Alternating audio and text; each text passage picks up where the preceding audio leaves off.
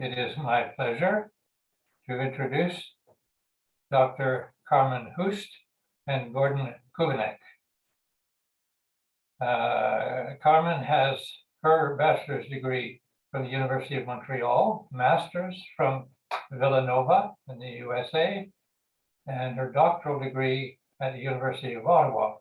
She is the chair of nursing at Algonquin College and does mental health counselling. Gordon has a master's in chemical engineering from McGill and did most of his career teaching in high school physics and chemistry. The important thing to note is the question, should chronic social density stress be included as a key limit to growth?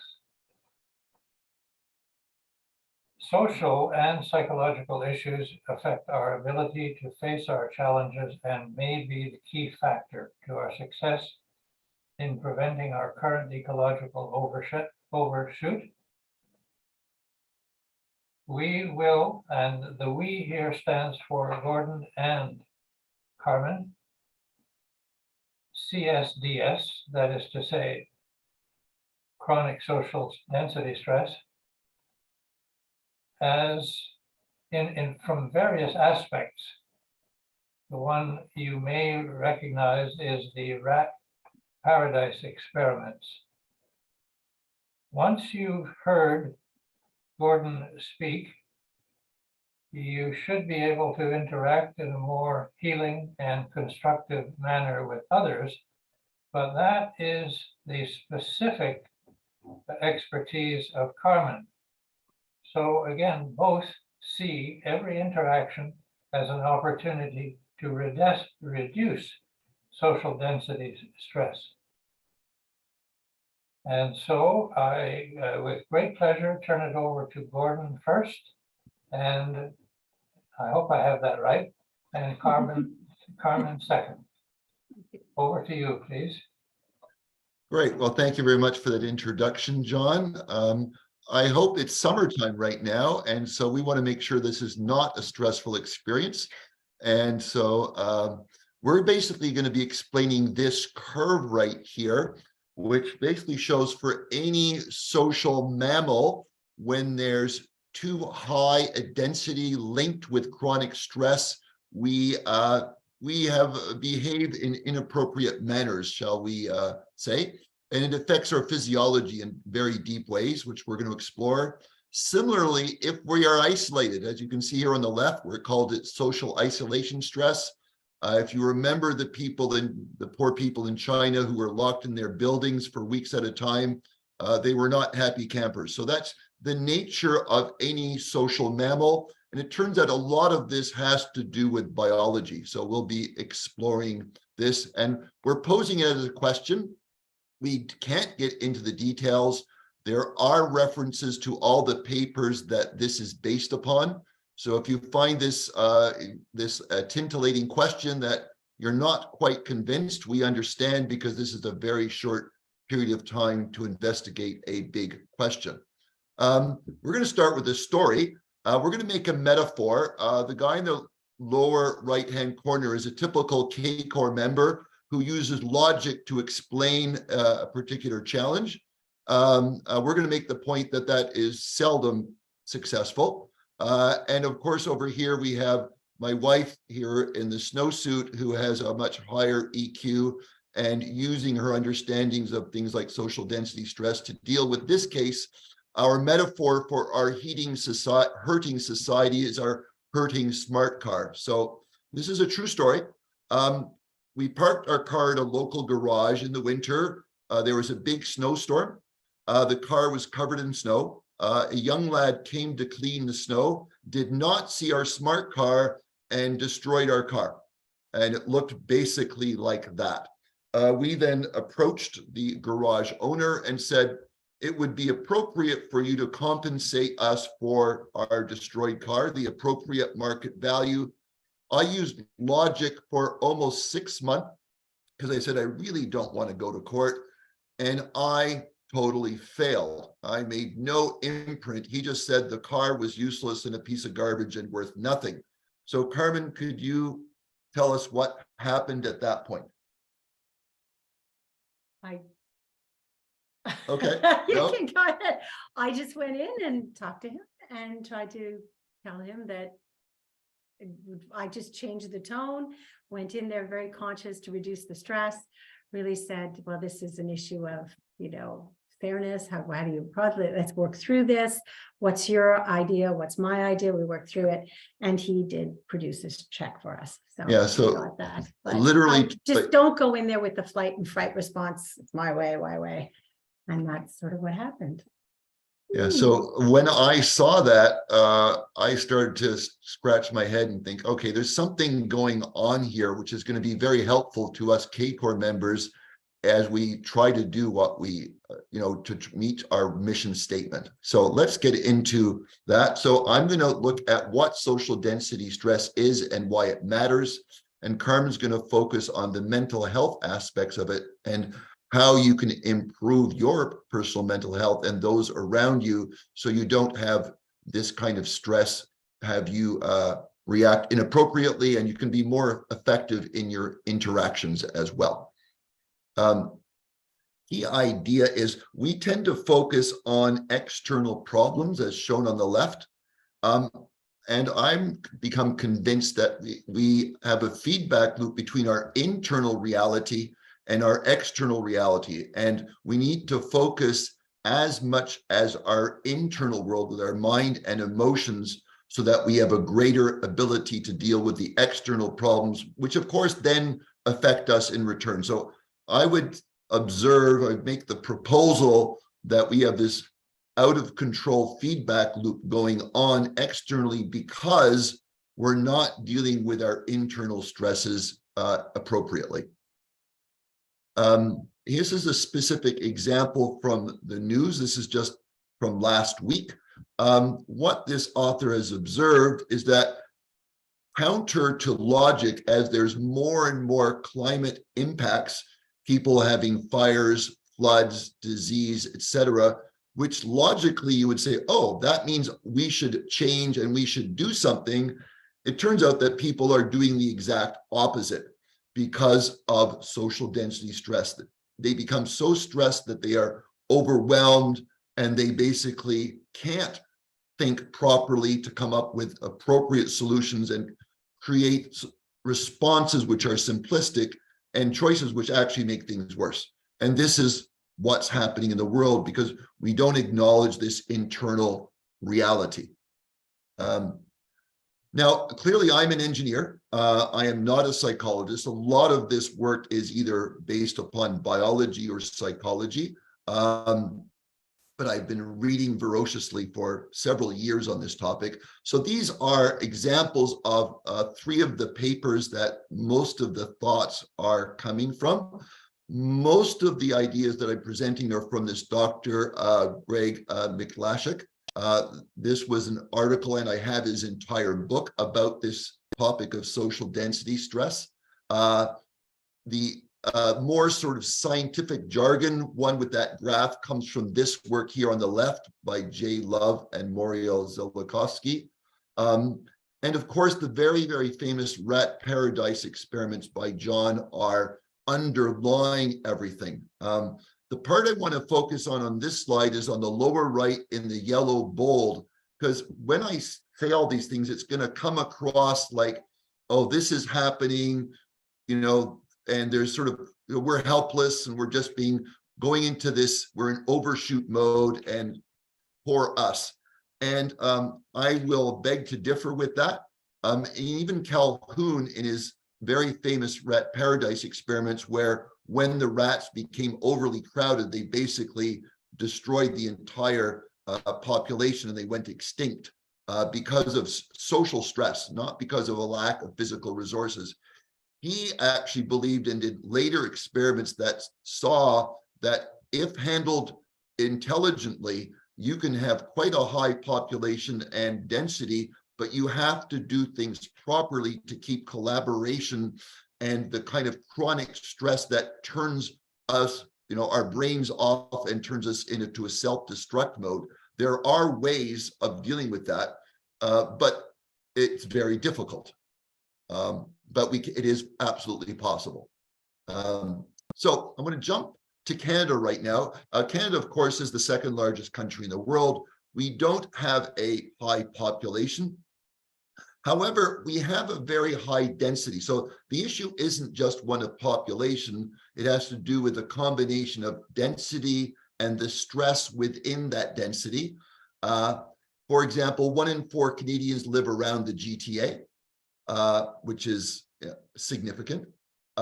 We have a very low rural population. The chronic social density stress doesn't happen a lot in rural populations. It's very much an urban phenomena. It also has to do with rate of growth. As soon as you have changes in population going up, there's a lot more stress. It turns out that right now we have the highest growth rate in population of any country in the world because of our immigration rates. That has created a lot of stress within Canada because our GDP per capita is actually shrinking. And we now have the lowest per capita GDP growth in the OECD. So this is, in the past, would not probably have been thought of as relative to us, but because of choices that we as a society have made, it's become relevant to Canada. A particular little story I've shown you on the left-hand corner, which my brother told me, and then I then researched, is that Winnipeg, which is not known to be as a stressful place, the deaths from car crashes have increased from 9 to 21 per year last year, which is because people were just stressed and anxious. So it is something that is relevant to Canada. Once again, I want to iterate that every crisis is an opportunity. So I want you to think of this sort of what seems bad news as good news, because it can give us the necessary push to make the necessary change. And that is absolutely possible, but difficult. That's sort of the preamble to what the significance is of this idea. So I want to remind you about this graph again. If you sort of have that in your brain as a backdrop, it turns out that when we have less stress, we can behave socially and make better choices in every possible way. And this applies to any social mammal, whether it's a human, a rat, a bunny. It has to do with the way our nervous systems are designed. Too much stress, social crowding, or being socially isolated are both create dysfunctions within social structures of all mammals. I'm going to give you a bit of a definition now. Now, the first part, where I call it the chronically overactive stress response, is from this book that I first mentioned. And the emphasis is on chronic. It has to be unrelenting 24/7, and a stress where you are feeling out of control, like it's just that never turns off.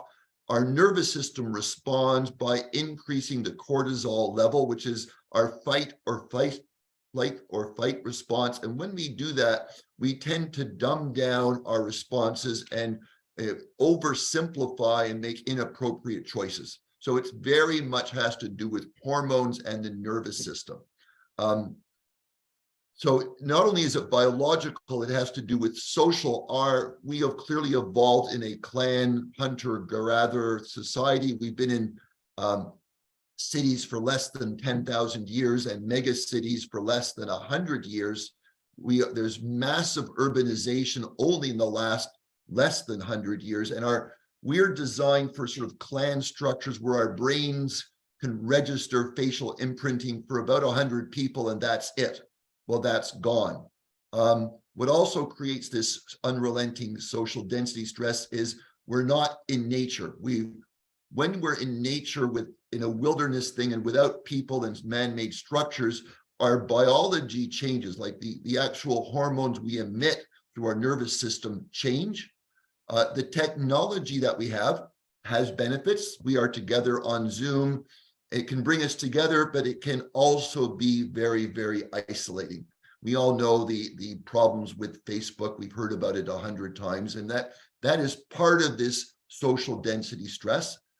More than ever, people are living alone. So we have a contradiction going on here of there's more and more of us in high-rise towers. So we're overwhelmed by the density, but simultaneously we're living alone, so we're isolated.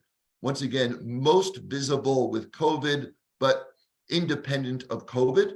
Part of the package of social density stress is then a challenging inability to have long-term relationships, more long-term trauma. And what this does, there's this idea of a kill switch we're going to investigate, that this social density stress is wired into social mammals on purpose. It's not a negative thing. It's a way that a species survives and says, whoa, there's too many of you competing. You can't handle it. Your nervous system is not designed for this. We need to reduce this population before you all starve to death and run out of resources. So it's actually a survival mechanism wired into mammals. So you can see this in a positive way as an opportunity to change before it gets too bad. So that's a definition for you. Want to dig a bit deeper. What I added to this from other readings is that there's an assumed thing that it's chronic, that is unrelenting 24/7. It doesn't turn off. It is social, right? So it has to do with social connections and trust and things like social cohesion. It does have to do with population. It's much harder to be relaxed when you have close to 8 billion people competing for ever scarcer resources. But once again, the key is density. Rural density stretches much, much less than urban. And a typical example, and there's lots of research to support this, says urban fertilities are much, much lower than rural, independent of number of people. And around the world, urban fertilities are well below replacement levels.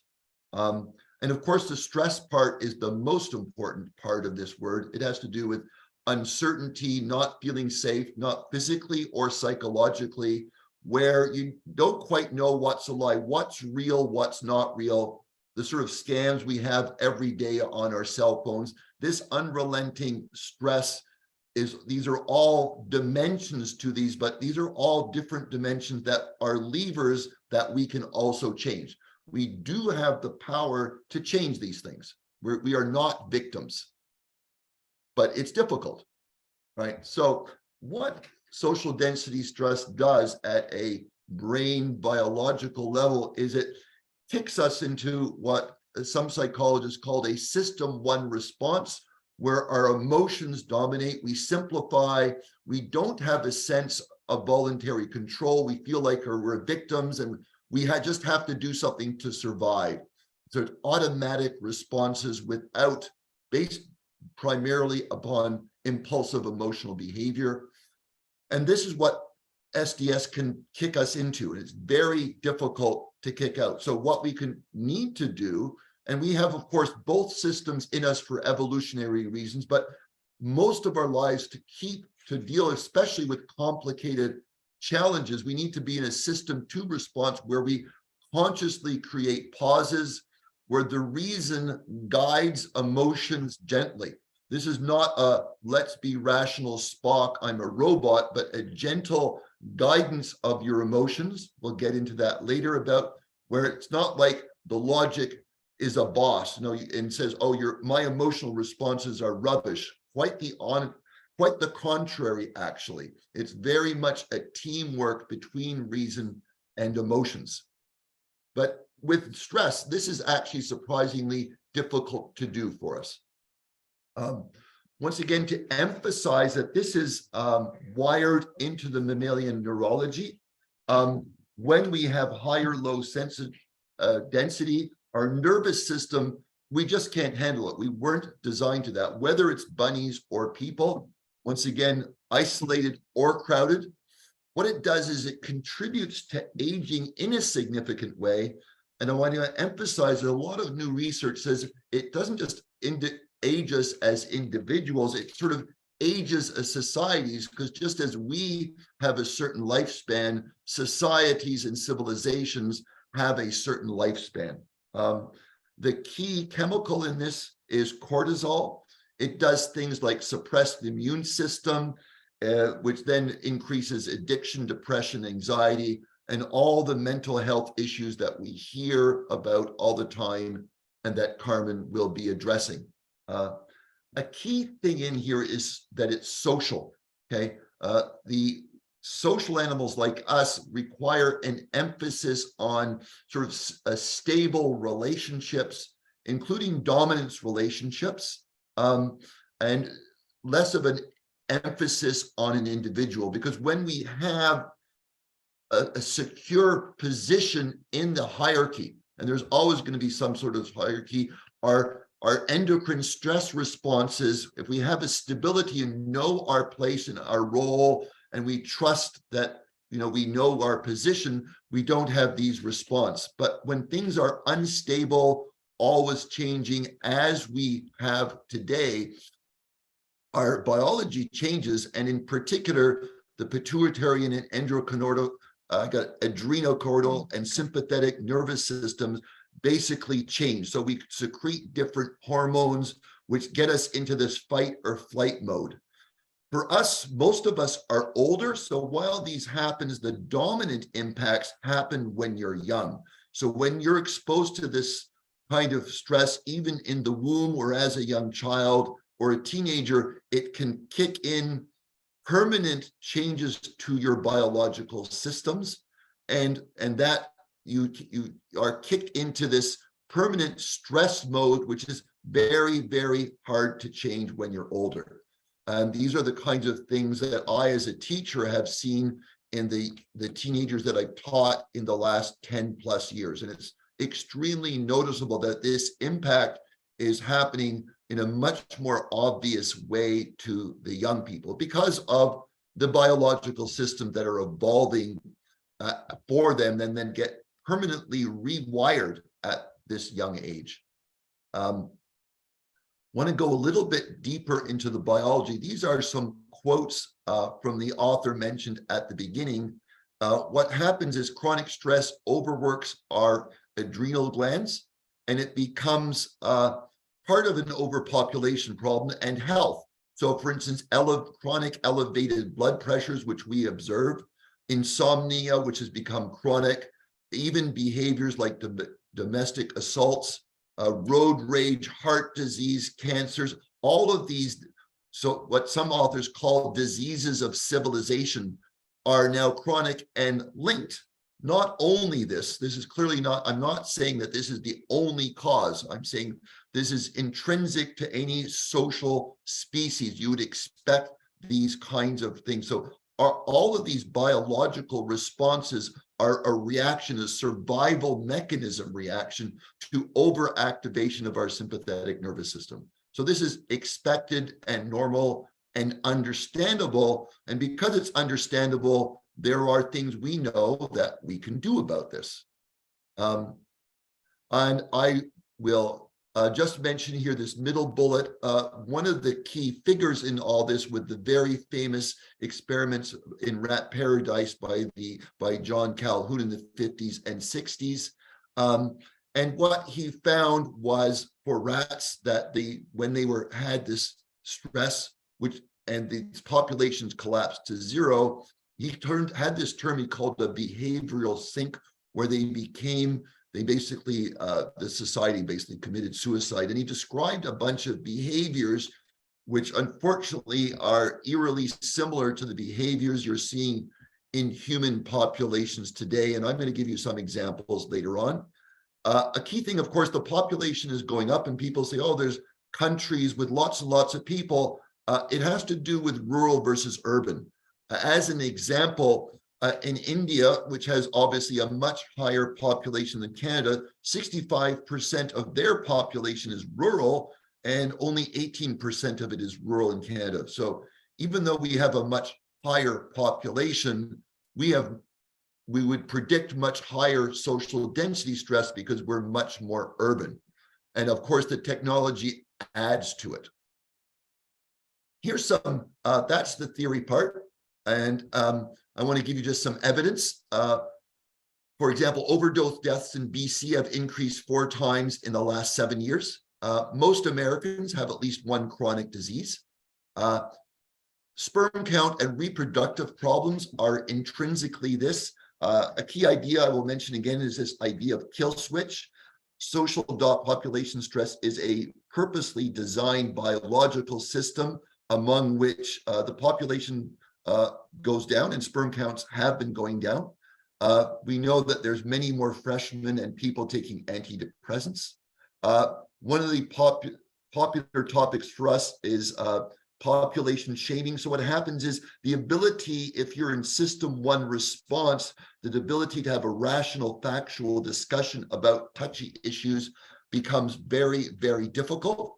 And population discussion topics are an example of that. Here's some very specific one. I chose this one because I'm a teacher and my mother, I have a daughter who's a grade 1-2 teacher. This was a lady in Texas who was shot last year. Unfortunately, she did not die. This is not just a one-off. This kind of being hit and abused is becoming chronic.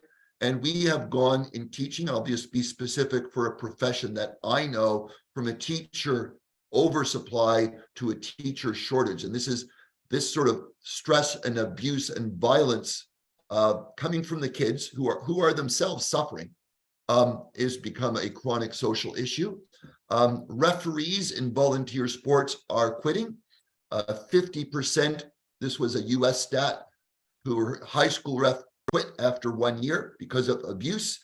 In Ontario, the refs now want body cameras because of mostly parental abuse happening. There is a lot of research, especially from a famous Canadian doctor called Gabor Mate, that a lot of our behavior problems are linked to sort of socialization and stress responses where the dopamine reward motivation circuit is impaired by chronic stress. And so what we see as a learning disability is also partly coming from this underlying chronic stress that is in our society. South Korea, which has the lowest fertility rate in the world, for example, has a lot of people who are in self-isolation. And there, as an example, the government is actually creating systems and support for people who don't go out of their apartment to actually social interact because they won't come out of their room. They're just too anxious.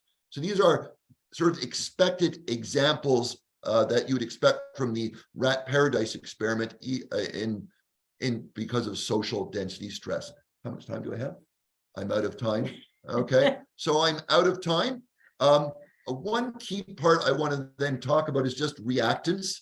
So one of the things that happens is people, when they have this, they react to any change or this threat that the good times are over, normal isn't happening, I want just to get back to normal. And they will react in a way to downplay perceived threat, and they will react and are uncomfortable and hostile and not do what's in their best interest. So this is a typical observed response to social density stress, and we clearly see it.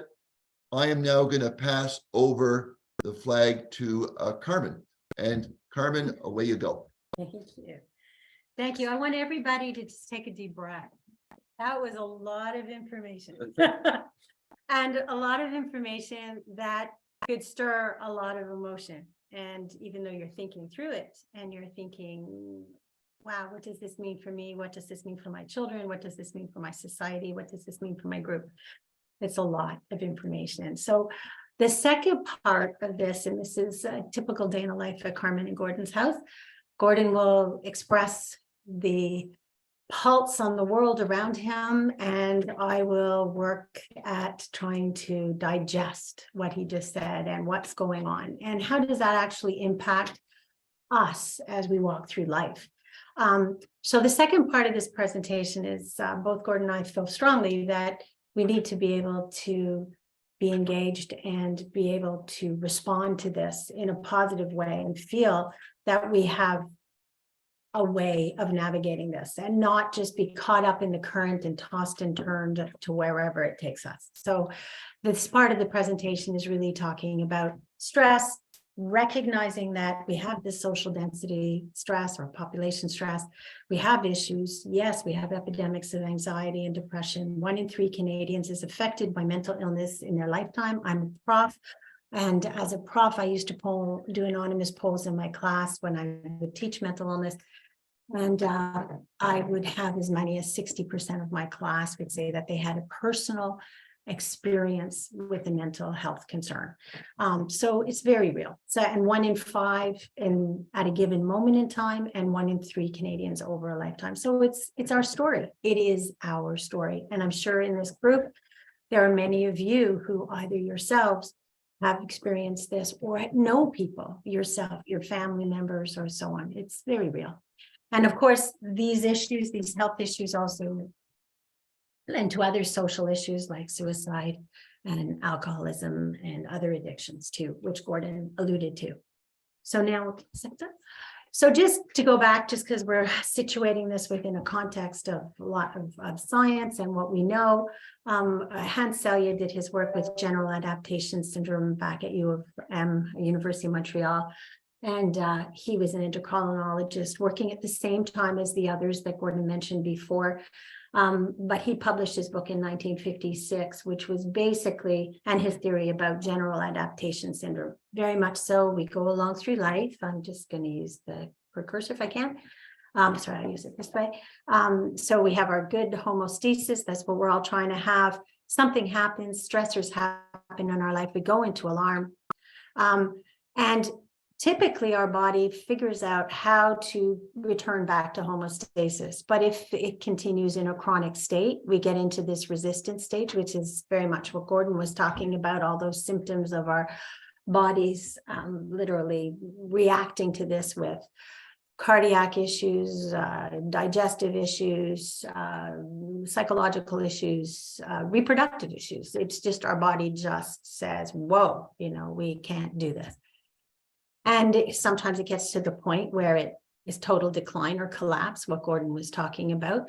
But we hope that we can move things back. And the work that we do in mental health and, is really helping people who might be in these stages of alarm, moving them back to some kind of homeostasis, and definitely in some resistance stages, understanding what's going on and helping them to come to be back into some restored homeostasis. Now, it might, the first kick at the can with our resistance, we might be at this level, and the next time around with work, we might come to a homeostasis, which is a little lower, but that's okay. We're in a frame and a healthy place for where we need to be for the duration of our lives. So that's where we're going with. So I just want you to understand that theory. So what I want to do is take a group of people who, like Gordon and I have talked a lot about K-core and so on and so, but maybe you come generally at things from more of an intellectual or a cognitive place. I just want to tell you, and we'll want to work through understanding how to manage stress and work through it, which sometimes means working with all of our being. So we recognize that with adaptive, with GAS, with the theory of the generalized adaptation, that our sympathetic system just goes on super alert, flight or flight, fight or flight. And the way to turn that off is to engage the parasympathetic. And so that is the part of our body that slows us down, often referred to as our feed and I'm trying to remember the terminology that we use. But basically it's what slows us down. It slows us down so we can digest. It slows us down so we can breathe slowly. And it just helps us actually to be able to focus too. Whereas our flight and fright sympathetic makes us be able to all over the place. So that's very much what we're trying to do. And a very simple exercise that starts this is our ability to breathe. We need to breathe. We need to breathe deeply. We need to breathe profoundly to kick our parasympathetic into gear. I know it seems trivial for some, and they say, oh my gosh, take a deep breath, breathe deeply, relax, breathe. But I cannot stress how important it is. And myself, and even as I'm approaching issues or I'm dealing with stresses with students, now that I'm a chair, I can tell you I have lots of those. I have to take a deep breath, even before an encounter, a moment begins, because I need to make sure that I'm not in that flight and fright situation. Because if I am, I'm going to say the wrong thing. I'm going to be overreactive, and I'm going to go from 0 to 100, and I'm not going to be able to listen. And ultimately, that's what we need to do. And the complex problems that we're facing today require us to be able to listen and to navigate. So taking those deep breaths and being mindful of our breathing is really important. There's lots of activities that we do that promote that. Walking, massage, exercise. You can have your, whatever yours is, but they are important. They're really important parts of the human experience that our society and the currents of our society today sometimes don't permit us really to do. Or if we do it in a highly competitive way, like I've got to be at Pilates 5 times a week or whatever. And it's like you've missed the point if that's the case. So that's where we're really going. So it's a question of being not mindful, but mindful and in the moment. And so that's where that's going for. Some other techniques that work are also things like relaxation techniques or progressive muscle relaxation. And again, this might be trivialized, but I can tell you that if I say to a person, you got to relax, they look at me with a face that's totally blank, like, I don't even know how to. What are you talking about, Carmen? I don't even know how to do that. And so exercises like progressive muscle relaxation are really feeling, what does my body even feel like if I were to be relaxed? Would I even recognize what being in that parasympathetic as opposed to sympathetic situation, what would that be? Forgive me, I did study in French and sometimes I put accents on the wrong syllable, so forgive me for that. But so that's really, really important that we recognize that. So these exercises where you literally make time for calming, sitting down, relaxing, and then you very mindfully tighten muscles in your body. For instance, starting at your feet, you tighten your feet and you pull in those tight. And you take a deep breath and then you release it and you experience, what does that even feel like to be without tension? What does that even feel like? And you move that through your body. And I'd love to walk you through that, but time does not permit. But it's really important to even know, what does that even feel like? I'm somebody who carries all my tension in my shoulders. You could, it's unbelievable what I carry there. But I need to work on that to release it, because if I hold on to that, I just keep myself in that flight or fright place. And that affects thinking, that affects my ability to be in relation, that affects my ability to listen. So it's really important that we do this. So that's why we do this. Many of us have simply forgotten what relaxation or what it is to even experience the hormones that favor our relaxation. We don't even know what that feels like. So doing these kinds of techniques really brings it, and making it part of our practice and allowing for it. Another issue or another thing that's really, really important is building resilience. In my own research, my PhD work, I worked with nursing students actually, and their mental health issues and how do they navigate and how going to school. And we know that the incidence of mental illness in our younger populations, in our evolving maturity, so sort of like our 21s to 28-year-olds, is on the rise. It absolutely is. And one of those issues was even understanding. I remember a moment in the research when interviewing people, and they would say, gosh, I felt so much better when I finally realized that life has ups and downs. And that was, for me, a real awakening moment. And I thought, wow, we have a whole generation that's sort of maybe not a whole generation, but a group of people in my nursing school and programs trying to become professionals that are being constantly in this, I got to be perfect. I got to be fight. I got to be right on top of it, that I can't have downs. And so resilience isn't taught. It isn't taught anywhere. You're always perfect or whatever. And so we need to learn how to deal with that. We need to build resilience. We need to offer opportunities for others, those we love, that you can have a down and you can pick yourself up. But it needs to really be taught, because I don't think it's obvious in our society as it is now. Resilience, developing this, I mean, we depend greatly on our social resources. So developing those our friendships, those things really matter. Having an optimism, having hope for the future, sense of humor. I can't stress enough how much important spirituality is. It doesn't have to be in the form of a traditional religion or anything, but those spirituality is what affords us the space to allow for wonder and allow for the unexpected and allow for the grace to forgive ourselves or forgive others. And without those constructs in our life, stress just holds on to us because we can't let go. We can't let go. They did that to me, and we can't. We have to let it go. So this is all part of that resilience and having those ways of dealing with things.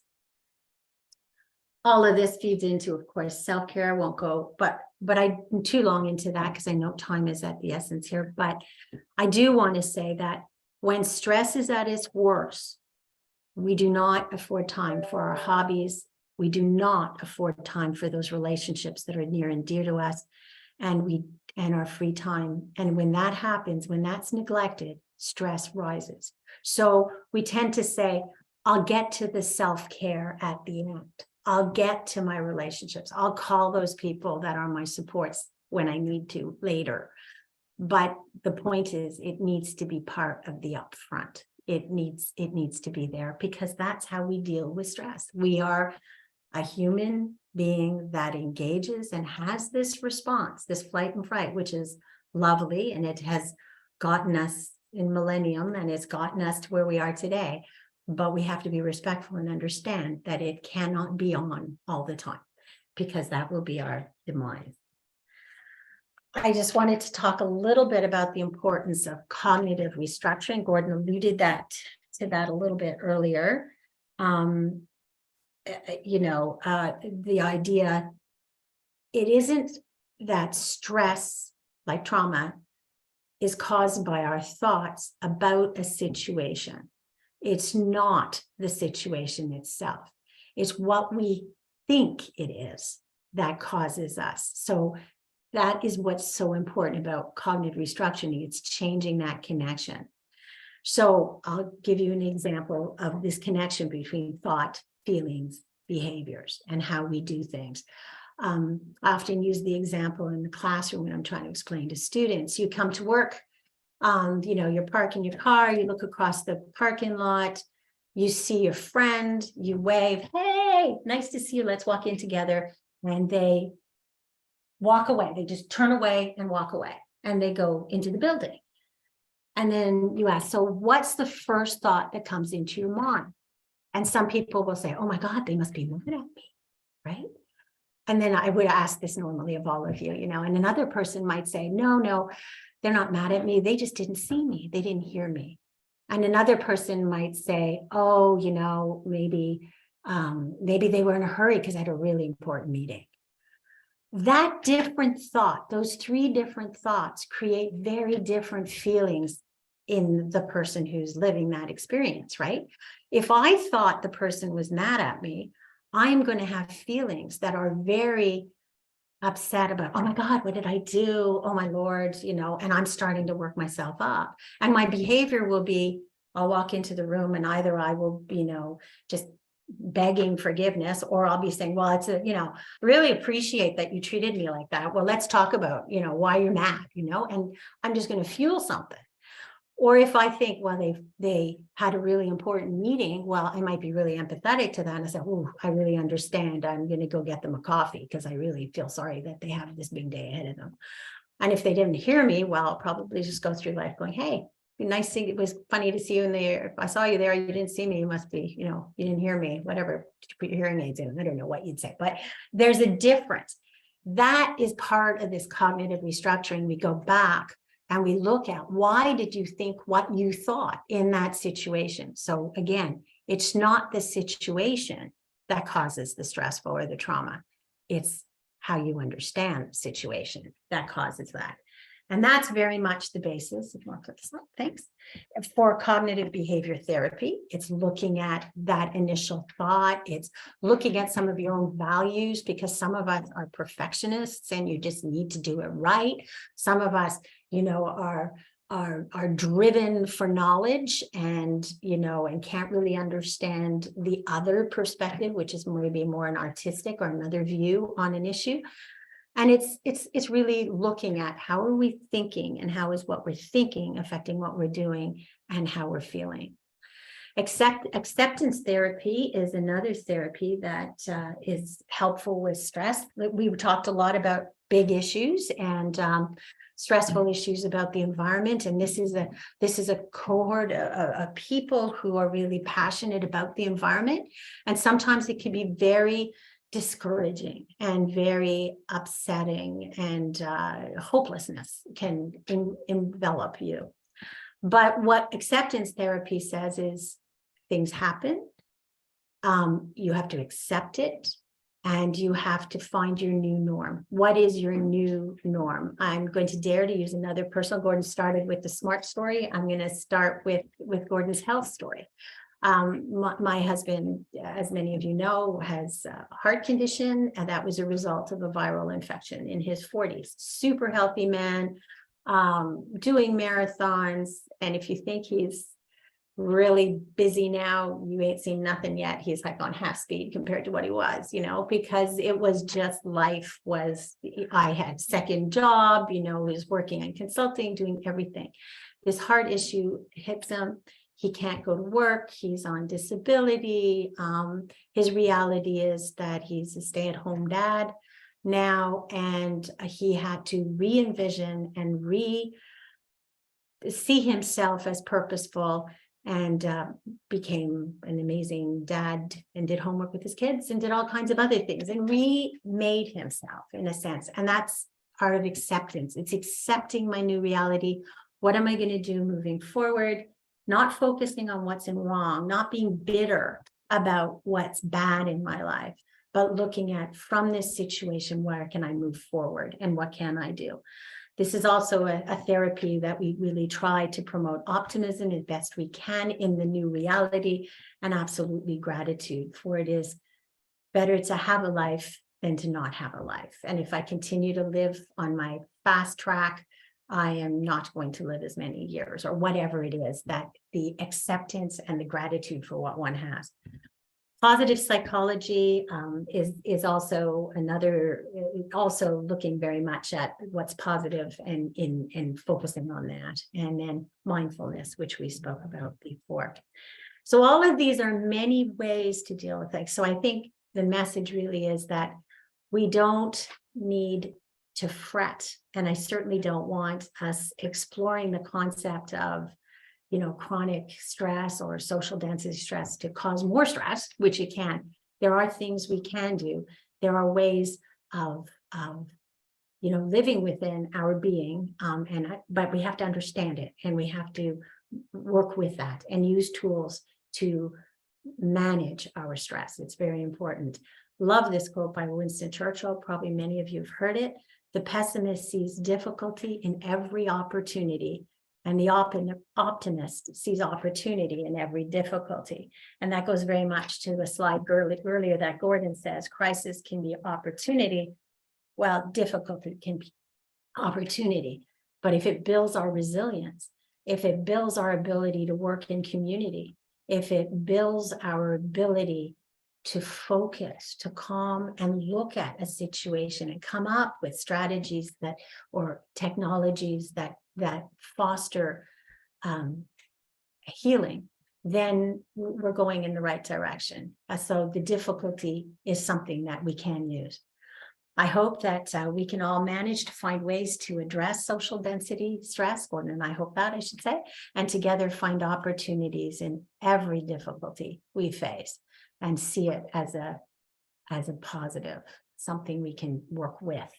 Again, miigwech, merci, and thank you very, very much for letting us be part of this. So as you can see, we now know why we wanted Carmen here co-presenting with me. She really adds an extra dimension, which is really, really important.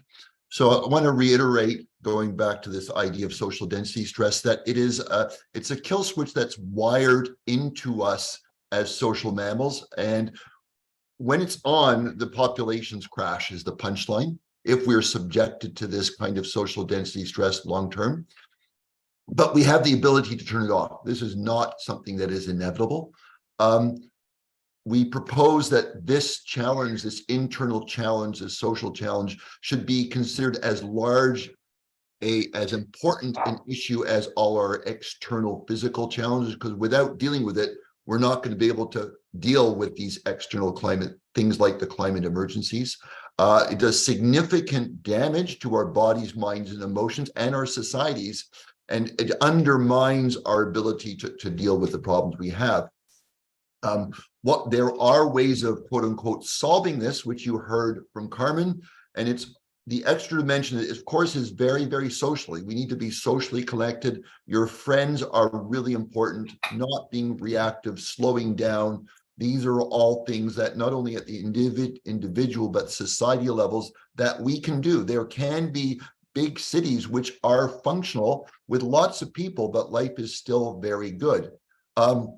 Dealing with this is a lot better than having the biological kill switch on and reduce our population, which is partly happening in some places in the world. We are done. It's time for questions. I just want to mention that there's sort of like a part 2 to this presentation on August 2nd, which will go into some other dimensions of this similar issue. And now it's time for questions, and John is going to direct that. So John, away you go.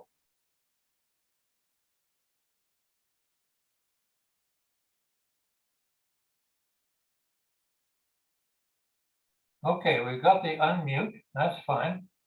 Right. Start the video. Yeah. There we are, okay. Thank you very much, Gordon and Carmen. I wanted to take the first question, and Richard, and I will never be able to pronounce your last name. So Richard, you know who I'm talking about. You are on deck.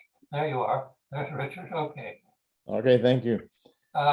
First of all, I would like you to go into, but only as much as you think it's useful. Why do I remember the rat paradise as rat crowding? So there's something I didn't understand there right from the beginning.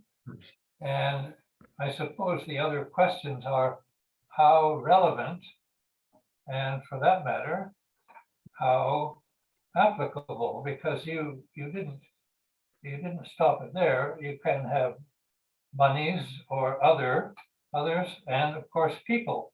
But presumably there is something that at least I have not understood about that experiment with rats.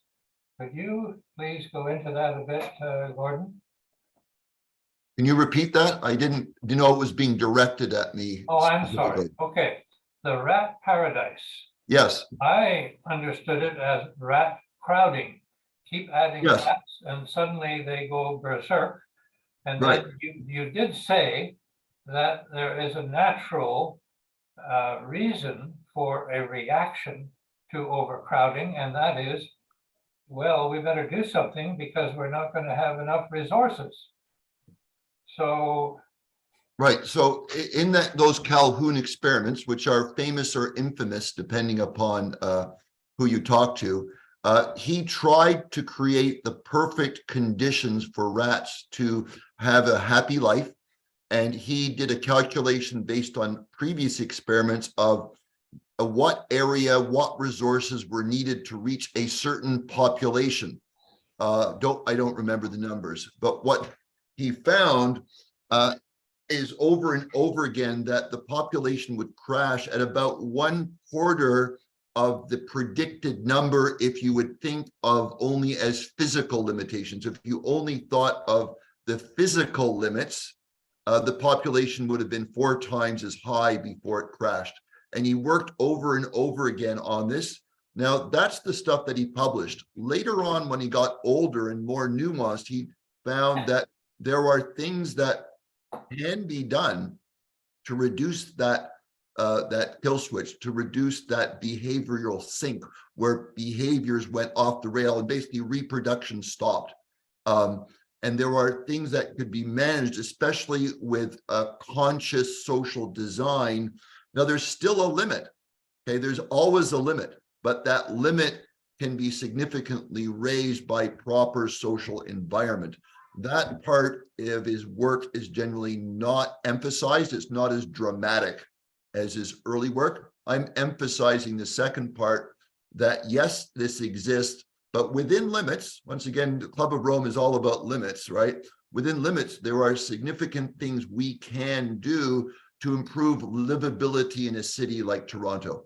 You know, the things, the stresses that we impose people on, like a silly thing like the last 2 days, day and a half or so, the train system in Ottawa broke down. You couldn't take the train again. So people are stopping to take the train and they're in their cars making more traffic jams. Well, that's a choice. You know, there are things that we can do, but there are still these ultimate limits. From what my readings are, once again, I'm not an anatomy medical doctor, but the readings that I have is saying that when Mother Nature designs a particular nervous system, it designs our mammalian social nervous system for a certain environment, a certain set of assumptions by which it is optimized.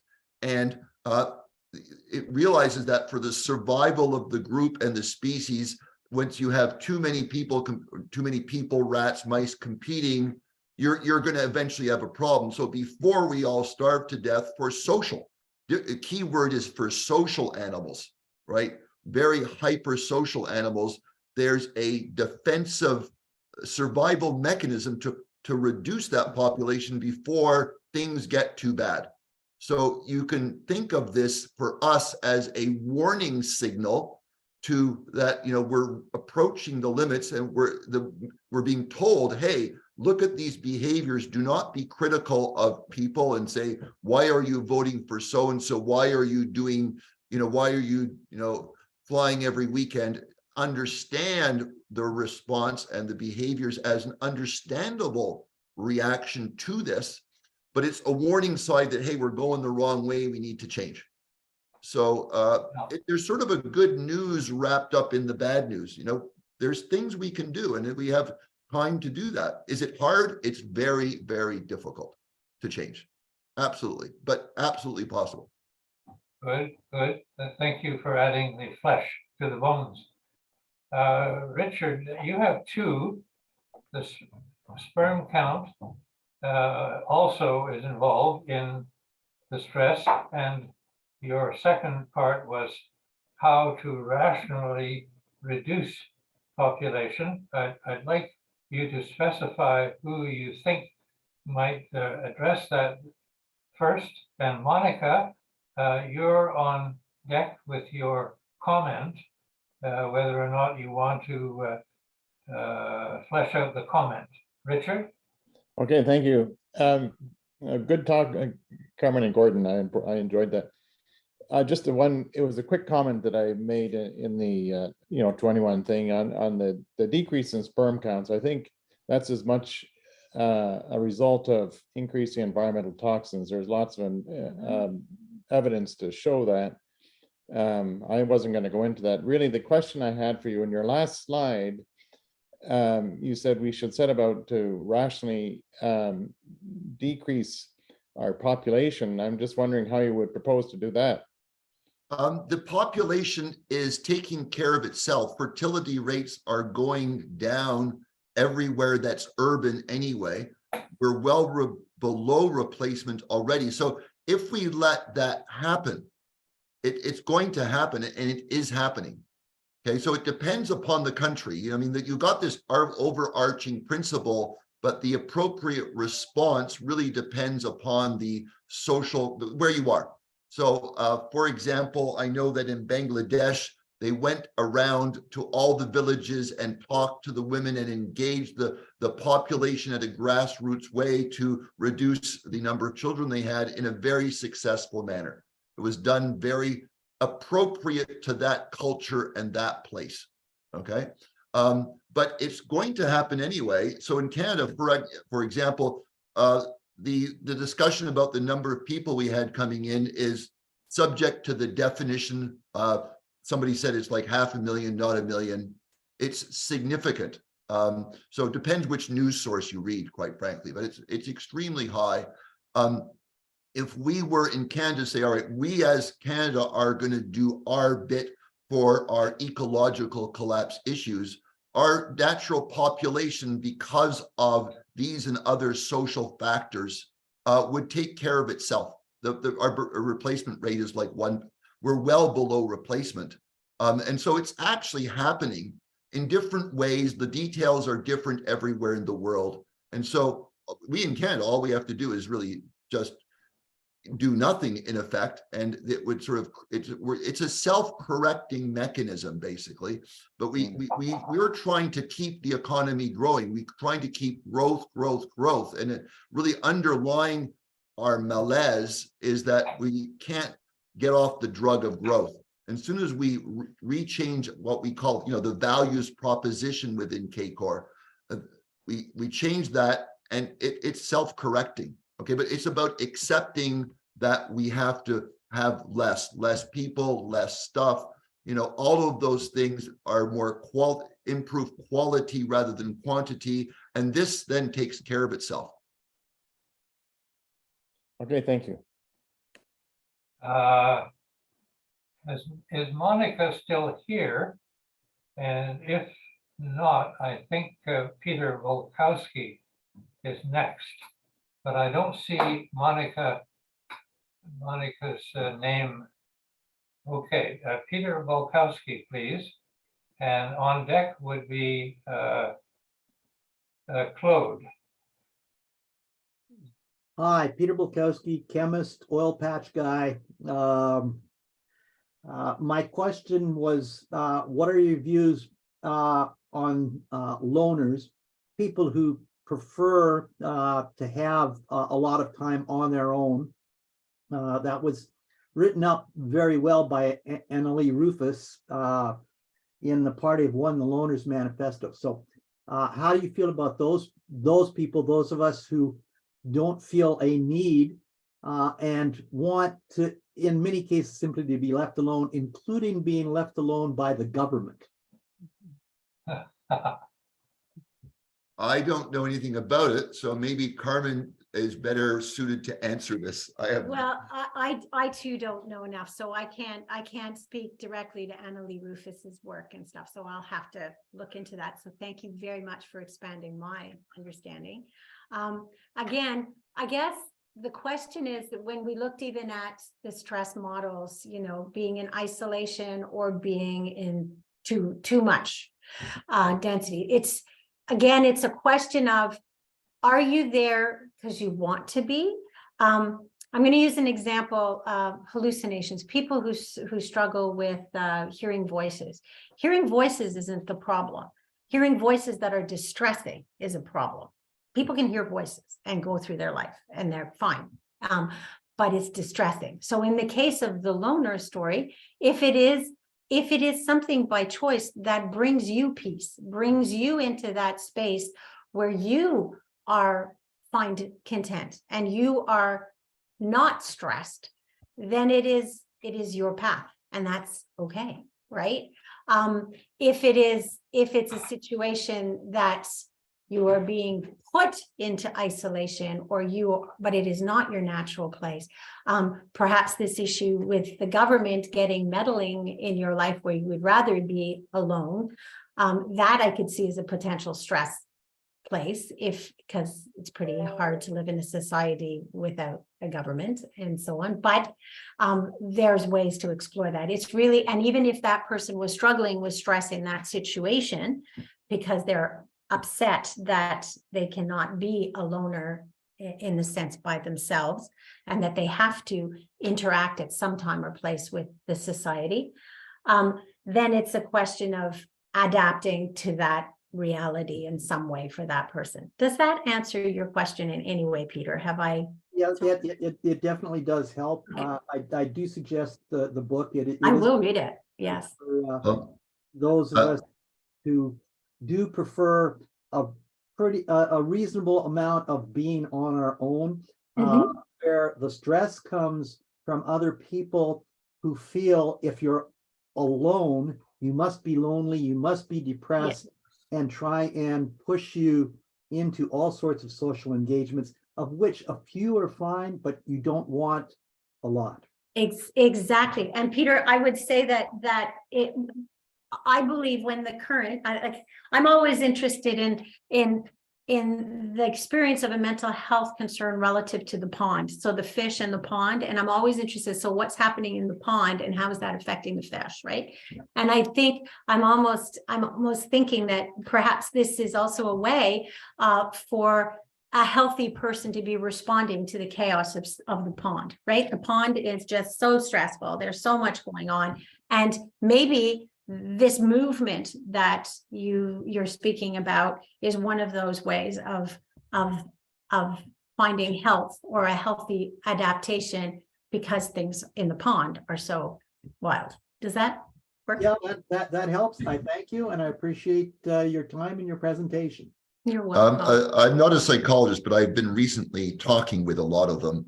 And one of the examples they gave as a possible response to this, if you're exhausted from social interactions after half an hour in a day, do half an hour and say, you know, time's up, I gotta go. If you're on the other hand, if you're a person who, you know, you need 2 hours a day, you do your 2 hours and time's up. Whatever it is that is a healthy amount. Okay, and as Carmen says, that healthy amount is both individual and the individual responding to the society they're in. I would hypothesize that because our society is itself so toxic, and I would recommend, I will read this book if you look up a Canadian doctor by the name of Gabor Mate, spelled M-A-T-E. He has a new book called The Myth of Normal, basically proposing that our society is so toxic that what seems like, you know, unhealthy behaviors are understandable responses of self-preservation among people because the society is toxic, as Carmen mentioned. But it's a sign that the world out there has an issue, not that you are, but it is a sign of something being out of whack, right? But it's not you. Sounds good. I've got the name written down. So thank you very much. Have a great day. You too. So Claude has a question for Carmen, and then after, Mary Higgin is on deck. Great. Claude? So I'm a fan of chat, and I put a link in the chat because I think it's useful. Maybe you could just take a quick look at that page. This is Hennepin County where I live, even though I'm a member of KCOR, I live in Minnesota, and Minneapolis is the heart of Hennepin County, the most populous one. So as I focus more on my local situation, after a lifetime of basically ignoring my local situation, because I was much more interested in what's happened on the other side of the world. But I'm very interested in what happens in 5 years if I call the police. Will someone come?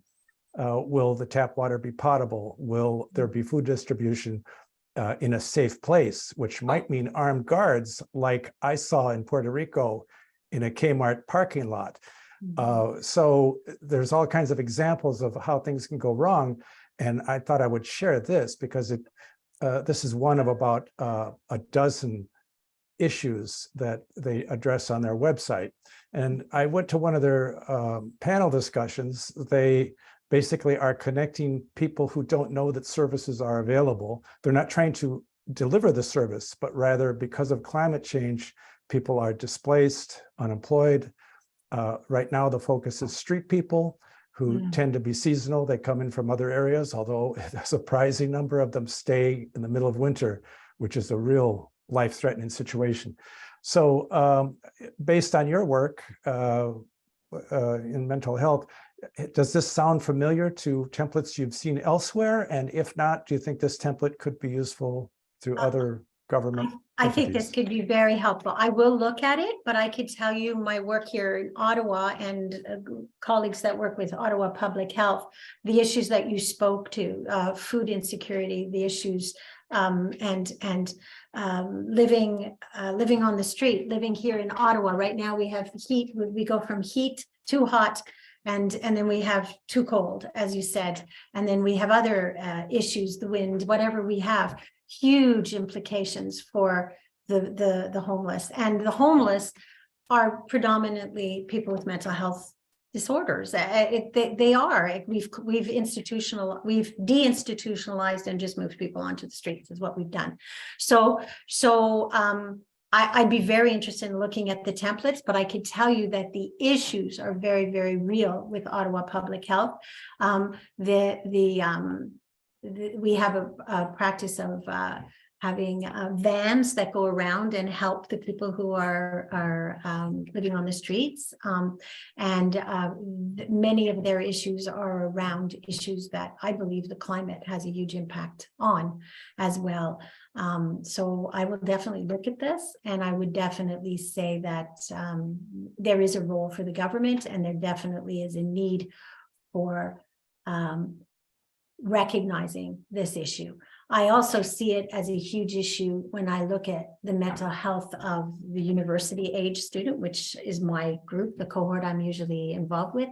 When I speak with them, they are very aware of the climate issues. And you and I don't know about you, but I kind of grew up in the 70s, 80s, and I have a very optimistic look for the future. And I could tell you that that is not the vision of the younger, because the generation, X, Z, they don't necessarily see that. And so therefore, climate is impacting their mental health. Absolutely.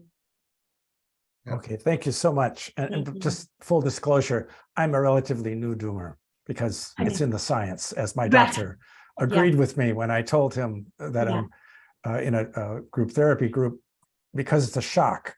And it's a psychological shock that you have to process, just like you had a death in the family.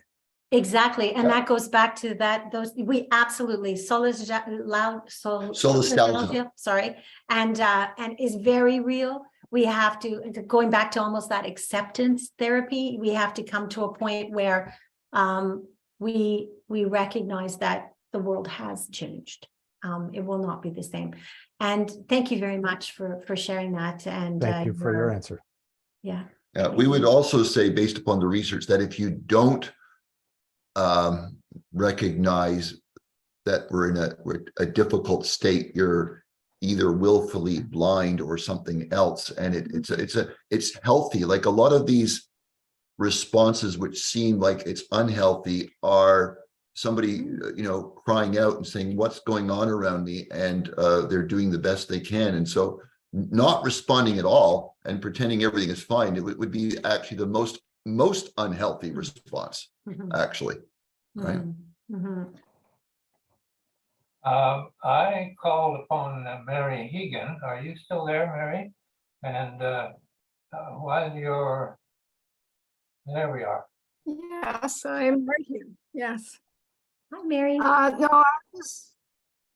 Mary's question was for both. Hi, Carmen. Hello. Hi. Lovely. as you two know, Gord's on a committee of KCOR, and Carmen must hear about it every day over dinner. KCOR has written a guide to survive in the climate change crisis, and we're talking about rewriting it, updating it, and for what should be the focus. So I guess my question to you, considering your observations today and the solutions that you've thrown forward, is if KCOR updates the guide to survive, how do we speak to these issues? Should we be speaking to these issues? Because I feel in your presentations, there was a great sensitivity as to how the issues are there and how do you bring them up in a way that it is helpful to people to address them. So that's my question to you. Can I Go. Okay, I would say that it should be there. It should definitely the biggest thing with mental health concerns is that we don't talk about them. And we don't equate them, we don't connect them to what it is to be living in today. We just don't, right? So therefore, having it in your book or having it in your guidelines as these issues can impact mental health and well-being, just like they impact physical well-being, just like they impact cognitive well-being, they do. And therefore, we need to be aware of that. We need to have places and ways to deal with it, to strengthen our ability to be resilient, both fiscally, physically, but mentally as well. Like all of it, it's part of the story. And I think far too long we have, I mean, just even our healthcare system, we still don't fund mental health issues, or mental illness concerns like we do. We just believe that a heart attack deserves full funding, but an emotional attack doesn't. We still do that in our society. We just do that. So I do believe it needs to be there and it needs to be mentioned. And especially if you want your document to last longer than just this period of time, because I think it's going to be more and more of an issue for generations to come, because they do use that language. They do talk about that. They do attend, and I commend again Claude for speaking about his experience, being part of a group that's actually talking about it. They are too. And they say, I feel hopeless because nobody's listening. And in your document, by having it there, you are saying you might not have the answers. I don't have the answers. But the fact that we say it is real, it's palpable, we need to find solutions. We're open to the discussion. That's all you have to say.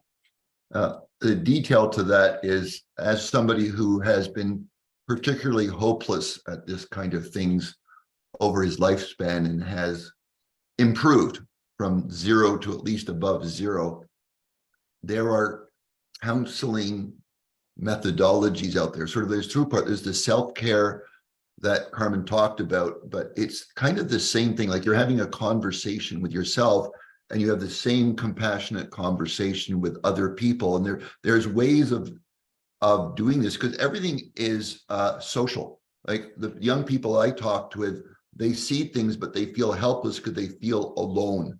And so they're overwhelmed and they just turn off because they don't see, we have this individualistic thing rather than we are social beings. We are a social tribe. And so being able to connect with other people, in particular, people you disagree with, people maybe you don't like, right?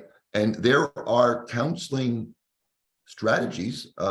There are several. There are other ones that Carmen mentioned some. My bias for somebody who's simple is something called motivational interviewing. And I have learned to just teach myself, with Carmen's help, of course, and use them. And it's quite magical. It's just like the smart car story.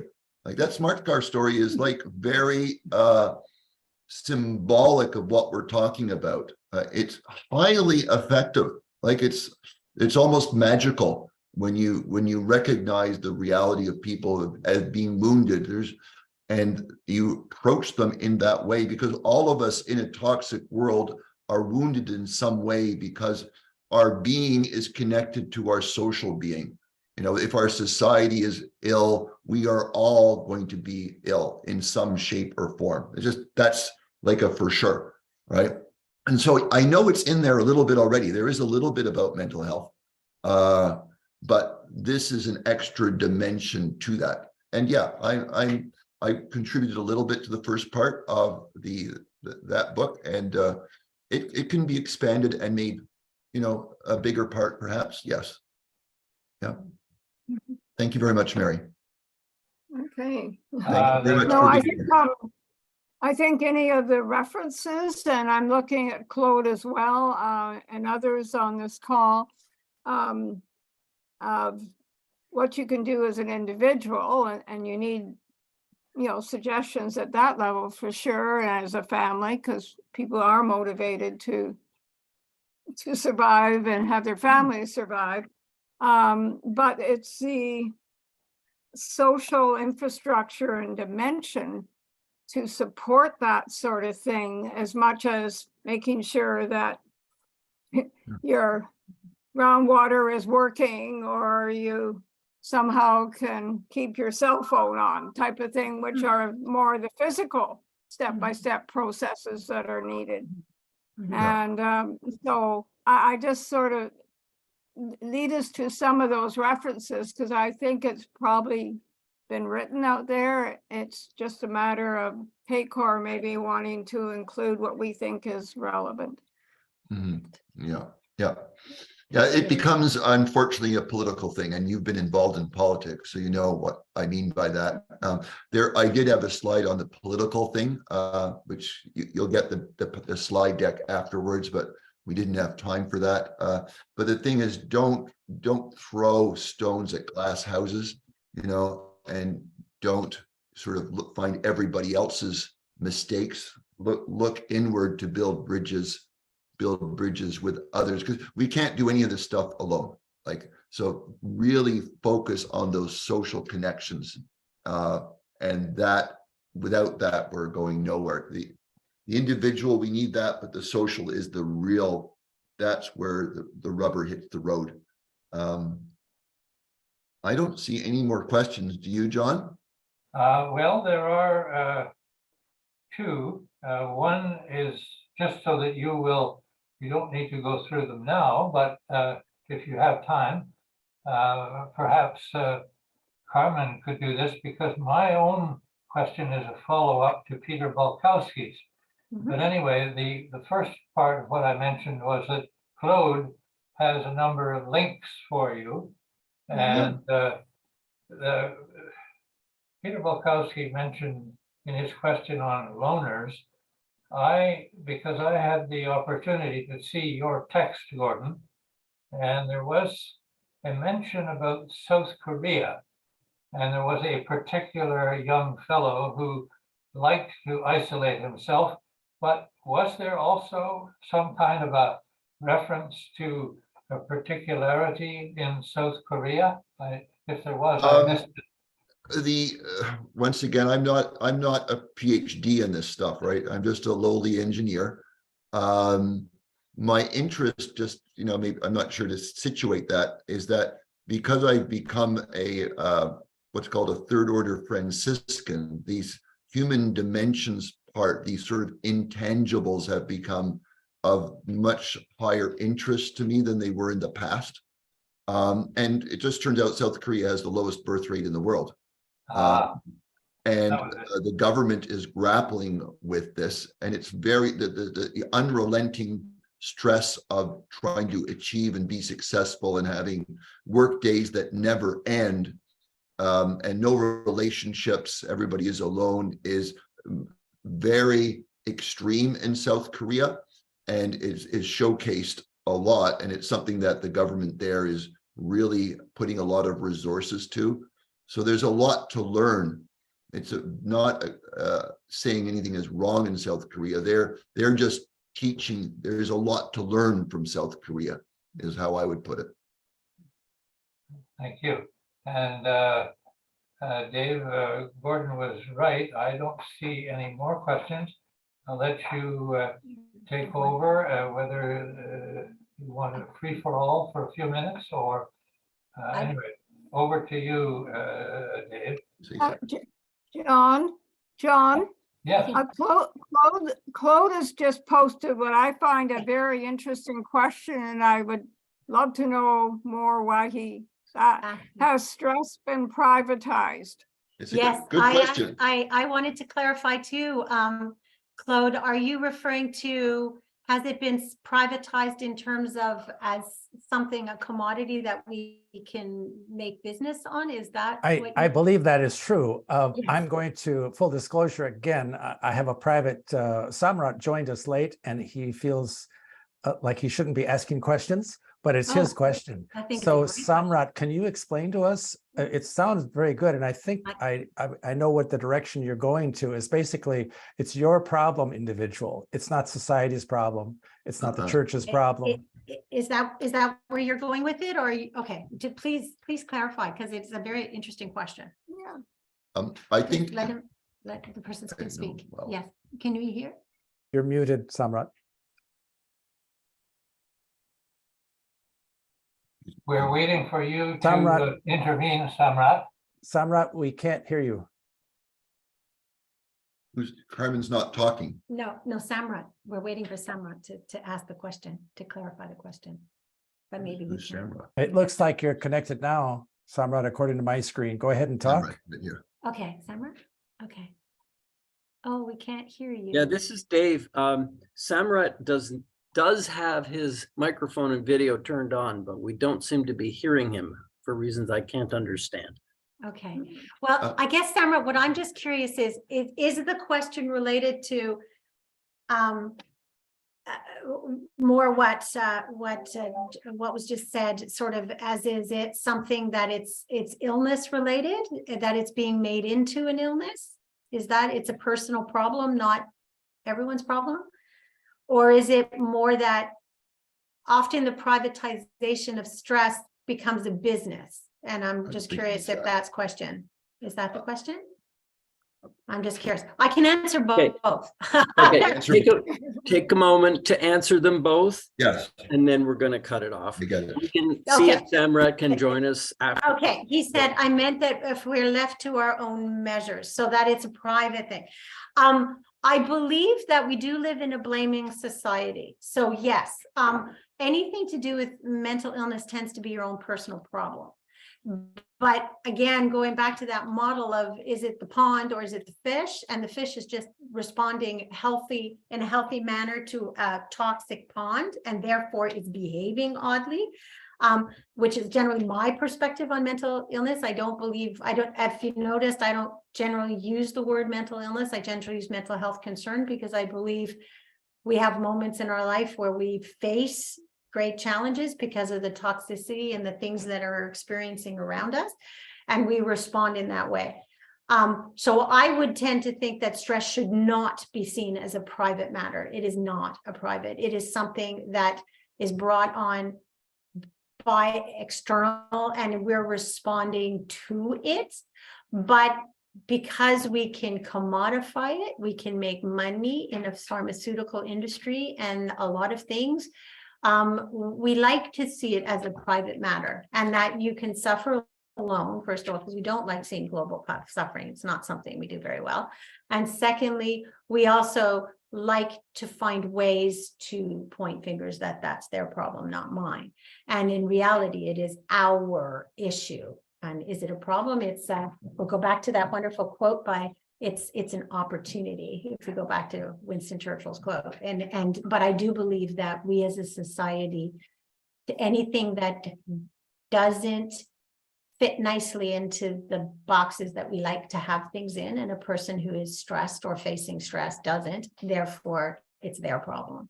I don't know if I've answered, but I do not believe that that's a healthy way for us to navigate it and to solve it. So I want to emphasize that I agree with my wife, because I want to stay happily married, but also that I think it's a great question. Our focus is to emphasize it's social.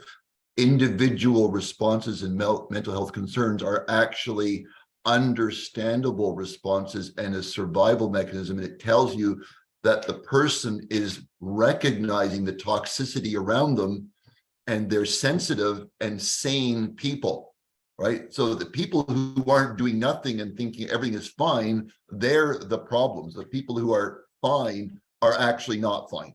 Okay, so once again, Gabor Mate in his book, The Myth of Normal, talks about that. In Carmen's PhD, the very first story she talks about is a fish dying and a person blaming the fish when the water is toxic, like it's polluted water, and we live in polluted water.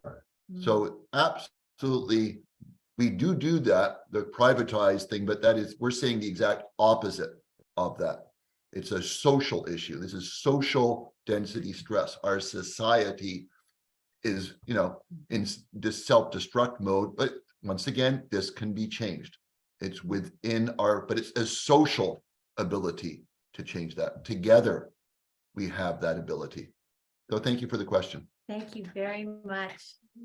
And thank you for the opportunity. Hey, Dave, Okay, John, thank you.